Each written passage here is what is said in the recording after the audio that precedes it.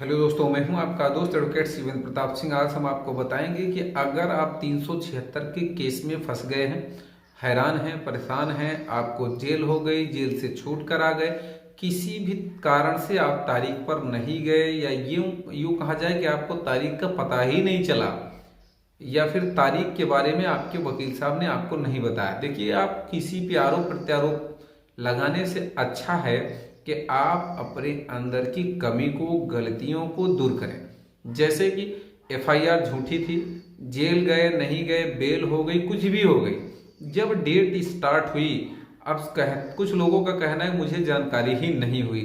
आपको मालूम है कि इतनी गंभीर धारा में आपके ऊपर केस है, तो आपकी भी जिम्मेदारी है कोर्ट में जाना, पता करना कि डेट कब लगी, क्या मुकदमा चल रहा है, कब मुझे आना है, कब नहीं आना है, कि वकील साहब मेरे केस में क्या कर रहे हैं, क्या नहीं।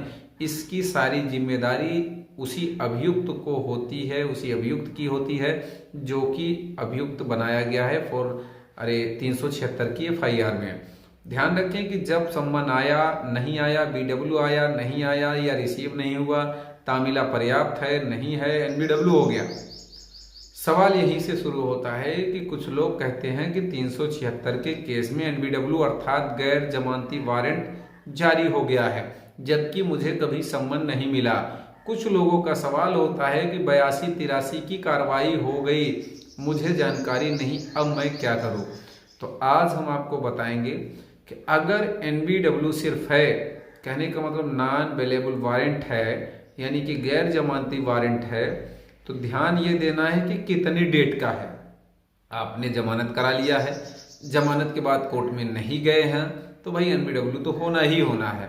अगर 1, 2 या 3 डेट का ही हो, तो सीधे आप उसी कोर्ट में वारंट रिकॉल डलवाइए अपने वकील साहब से, या वकील अपना बदल कर, जो भी है भाई। हम किसी के बारे में क्यों कहें कि आप क्या करें क्या ना करें, आप वकील चेंज करें कि ना करें, वो तो आपकी मानसिकता है, मेंटेलिटी है, सोच है, कार्य है। तो अगर आप वारंट रिकॉल डालेंगे, 3 डेट का रहेगा, 3 से ज्यादा का अमूमन लोग जेल भेज देते, चाहे 4 ही दिन के लिए, तो वारंट रिकॉल हो जाएगा, बड़े आराम से आप जेल नहीं जाएंगे। अब सवाल ये है कि सालों साल, 6 महीने, 1 आध साल, 2 साल का वारंट है, 82 है, तो ऐसी स्थिति में आपको क्या करना चाहिए। तो ऐसी स्थिति में जब भी 82 हो जाए, एनबीडब्ल्यू हो जाए, चस्पा हो जाए 82, तो पहला काम ये करना कि पहले तो भाग जाओ, यानी कि कुल मिला के गायब हो जाओ। अगर पुलिस के हत्थे चढ़े तो जेल गए, 100% जेल चले जाओगे, इसमें कोई दो राय नहीं है। अब करें क्या, तो ऑर्डर शीट की कॉपी निकलवाओ, एफआईआर की कॉपी निकलवाओ। 82 जहां हुआ है, जिस डेट पे हुआ है, ये पूरी ऑर्डर शीट निकलवा लो, तो पता चलेगा संबंधता मिला पर्याप्त है या नहीं है, जो भी है। तो ऐसी स्थिति में ऑर्डर शीट की कॉपी निकलवाओ, एफआईआर की सर्टिफाई कॉपी निकलवाओ, सीधे भागो हाई कोर्ट। वहां से तुम्हें सेम डे का ऑर्डर हो जाएगा, स्टे हो जाएगा, तुम्हारी गिरफ्तारी भी रुक जाएगी, तुम्हारी 82 की कार्रवाई, 83 की कार्रवाई भी रुक जाएगी, उस पर स्टे हो जाएगा। तुम्हें 1 महीना, 1.5 महीने का समय भी मिल जाएगा कि तुम जाओ कोर्ट में सरेंडर करो, तुम्हें जमानत मिल जाएगी। यानी कि जाओगे जब हाई कोर्ट डायरेक्शन के अकॉर्डिंग, तो ये मान के चलिए कि आपको जेल नहीं जाना पड़ेगा, आपकी बेल बड़े आराम से हो जाएगी, सेम कोर्ट से सेम डे, आपको जेल जाने की कोई ज़रूरत नहीं आएगी। तो ये काम अगर आप नहीं करेंगे तो जेल भी जाएंगे।